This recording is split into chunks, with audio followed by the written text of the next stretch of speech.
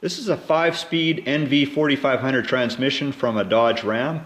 This is an aftermarket cast iron adapter housing, and I got this for under $100 US, so I thought it was pretty cheap, and cheap enough that I actually got kind of suspicious about the machining on it. I was hoping that it would actually have been done correctly.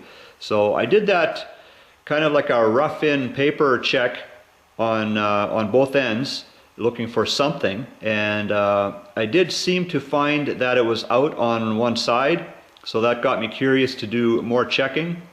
And so I didn't expect that paper idea would be like ultra precise, but I thought, well, if this thing is machined really poorly, then the incorrect machining would maybe show up easily on that paper. And so now what I'm doing is I've got this housing bolted to the transmission, and I'm using both of the alignment dowels, both sides.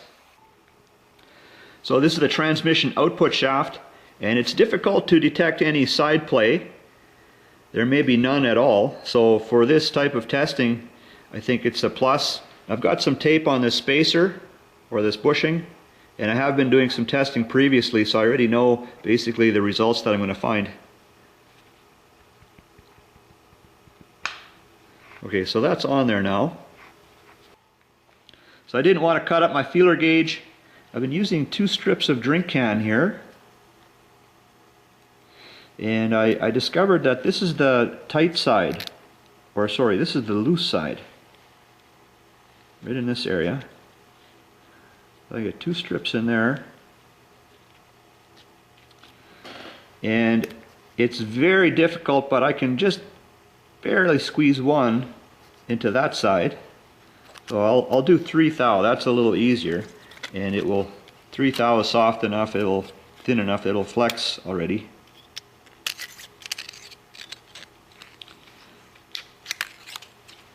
Oh, I believe I can get 3 thou in there into the tight side. My squeaky chair.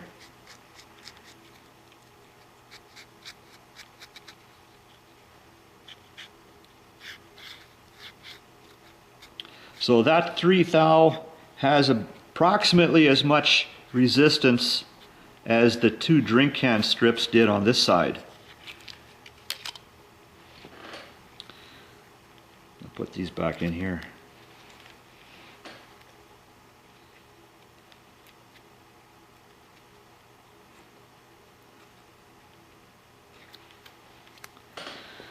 So let's see, that this 3 thou, it should easily slide all the way around.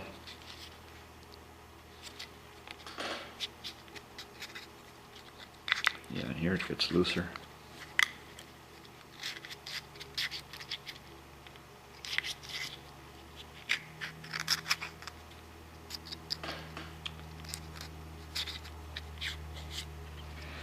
Okay, so I'm going to measure these two here with a digital caliper. So those 2 pieces of drink can, they measure about 8 thou, depending on how much pressure I put on the caliper. If I release it, it shows 8.5. So I will approximate that at 8 thou, and here on this side I was able to put in 3 thou with the approximate same amount of tension as I did here with those 2 drink strips. So about 3 thou clearance here, about 8 thou clearance here. That's a difference of 5. So that's like saying that the opening on this housing is machined offset 2.5 thou this way for a total of 5 thou. So that's actually very small amounts now, and I'm actually becoming confident in using this adapter housing. So it's such a small amount, how would I know that the difference isn't actually coming from the transmission? A little bit of variation when they manufacture, when they do the machining for the bearing mounts on the transmission, maybe I'm talking about 2.5 thou offset, a little bit. And so But if I had to pick one or the other, I would speculate that it is the adapter housing. So up next, I want to try and measure from the inside of the holes to the outside of the bushing and go around and get a reading off of each one.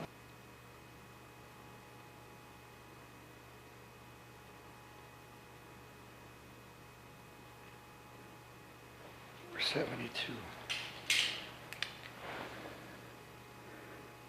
So it's a little tricky to measure like that. I wouldn't consider these numbers ultra precise. So I'll just read off the last two numbers of each of these readings. So this was a 72, 74, 71, 71, 73, 72, and back to this 72. So at this point, I'm actually fairly confident in this housing that it's not going to damage the transmission or transfer case bearings. And initially, with that paper testing, I was looking for something big and obvious, and then I did find something, but it appears that it was probably the way the shaft was seated into the aluminum housing, and it just couldn't center nicely in there. That's my theory on that. But anyways, guys, I appreciate you checking in.